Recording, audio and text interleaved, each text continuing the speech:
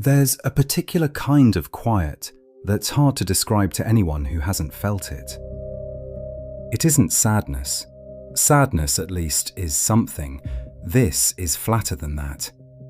You do the things you used to love, the music, the meal, the message from a friend.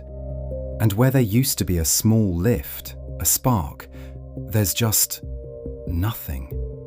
The food tastes like food. The song is only sound. You're not crying. You're not in pain. You're just turned down. And the strangest part is that, on paper, your life might be fine. So you reach for the explanations everyone hands you. Maybe you're ungrateful. You have so much and you feel so little. What kind of person does that? Maybe you're lazy. You can't seem to get going, can't be bothered, can't make yourself care. Or maybe, and this is the quiet fear underneath the others, maybe something in you is simply broken. You've started to believe that the problem is you, a character flaw, a failure of will or of gratitude. I want to spend the next few minutes showing you why that belief is not only unkind, it's almost certainly wrong. Because what you're describing has a name, and it has a mechanism. And the mechanism is not a flaw in your character. It's a setting in your brain, one that has been turned down. The name for it is anhedonia. It simply means reduced pleasure, or more precisely, a reduced response to the things that should bring pleasure. And here's the first thing worth knowing. It is not an absence of dopamine. It's not your brain running empty. It's closer to a dial that's been turned down. The system is still there, the wiring is intact, but the volume on reward, the signal that says this is worth wanting, this is worth doing again, has been quietly lowered. To understand why that happens and why it can be turned back up, we need to look at how reward actually works. And almost none of it works the way we assume. In the 1990s, a neuroscientist named Wolfram Schultz was recording from individual dopamine neurons, expecting them to fire when an animal received a reward. They didn't, at least not in the way he expected. The neurons fired most when the reward was better than predicted. When a reward was fully expected, they barely responded at all. And when an expected reward failed to arrive, they actually dipped below their baseline. Schultz had discovered something we now call the reward prediction error. Dopamine, it turns out, isn't a pleasure signal. It's a teaching signal. It's the brain saying, "That was better than I thought. Pay attention, do that again." Which means dopamine's real job isn't to make you feel good. It's to make you move toward things, to want them, to learn what's worth chasing. Hold on to that distinction. It's the key to everything that follows. A psychologist named Kent Berridge spent decades pulling that distinction apart, and what he found reshaped how we think about reward. He showed that the brain has two separate systems that we usually feel as one thing. There is liking, the actual in-the-moment pleasure of something good, the sweetness on your tongue, the warmth of a hug. And there is wanting, the pull, the motivation, the urge to go and get it. We assume these always travel together. They don't. Berridge found that the mesolimbic dopamine system drives wanting, but not liking.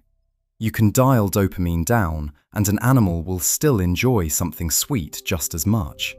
It simply stops being motivated to go and get it. This is the part that explains so much of anhedonia. When your reward dial is turned down, it's often the wanting that fades first. The capacity to enjoy may still be there, underneath, but the engine that pulls you toward it has gone quiet. That's why you can know, intellectually, that you'd enjoy seeing a friend, and still feel no urge to pick up the phone. It isn't that you don't care, it's that the wanting signal has been turned down. So what turns the dial down in the first place? In 2009, a researcher named Michael Treadway built a clever little task. He gave people a choice: do an easy job for a small reward or a harder job for a bigger one. Healthy, motivated people will push for the bigger reward when the odds are good. But people experiencing anhedonia made a different choice. They consistently chose the easy, low-reward option, even when the bigger payoff was right there. It wasn't that they couldn't do the work, it's that the reward no longer felt worth the effort. The cost-benefit calculation in the brain had shifted, and we now know one of the biggest things that shifts it: chronic stress. When stress goes on and on, the deadlines, the caregiving, the financial worry, the burnout that never quite lifts, your body floods with cortisol. And longitudinal studies have found that prolonged stress reduces how strongly the reward centers, the ventral striatum, respond to good things at all. Your brain isn't malfunctioning when this happens, it's doing something almost protective. When the environment has been relentlessly demanding, turning down the reward dial is a way of saying, stop spending energy chasing things, conserve, wait this out. The numbness isn't you failing at gratitude, it's a reward system that's been turned down to protect you. This is also why the usual advice lands so badly. Just be grateful.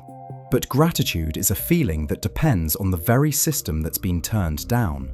You can list every good thing in your life and feel none of it. Telling someone to feel more when the volume is low only adds shame to the silence. Just try harder. But the thing that's quiet is the wanting, the engine of trying itself. Asking it to try harder is asking a drained battery to drive the car that's meant to charge it. These aren't failures of character, they're the symptom being mistaken for the cure.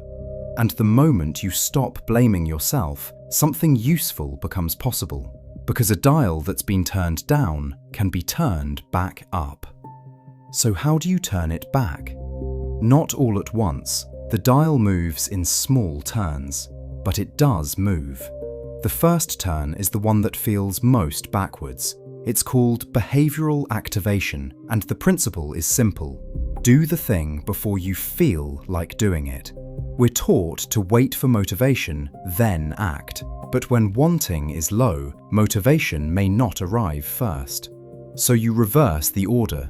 You take the small action, the walk, the call, the meal with a friend, without waiting to feel the urge. And often, gently, the feeling follows the action rather than leading it. The second turn is to chase tiny wins. Remember, the reward signal fires for better than expected, so you make the bar low enough that small good things can register again. One page, one song, one walk around the block.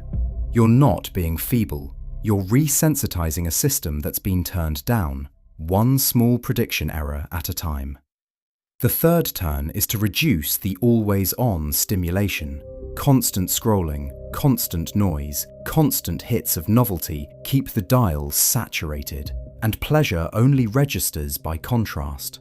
When everything is loud, nothing stands out. Quiet isn't the enemy of feeling, it's what lets feeling return. And the fourth turn is the one underneath all the others. Rest from the chronic stress that turned the dial down to begin with. If the protective response was triggered by relentless demand, then easing the demand, even a little, is what lets the system feel safe enough to turn the volume back up. A note, gently. If this flatness has lasted for weeks, comes with hopelessness, or with thoughts of not wanting to be here, please treat that as a reason to talk to a doctor, not a reason to try harder alone. This isn't weakness, it's information worth acting on. Here's what I find quietly hopeful about all of this. The capacity to feel good was never destroyed. It wasn't taken from you, and it wasn't yours to earn back through willpower or guilt. It was turned down by a brain doing its best to carry you through something hard. Which means it was never really about how much you have, or how grateful you are, or how hard you try. It was about volume. and volume can change. So the next time the world feels flat, you don't have to ask what's wrong with you.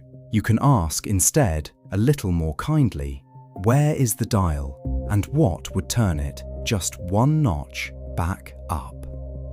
If this gave you a way to be a little gentler with yourself, you might find the same in the next one. So consider subscribing and stay curious about the quiet machinery of your own mind. Take care of your mind, and I'll see you in the next one.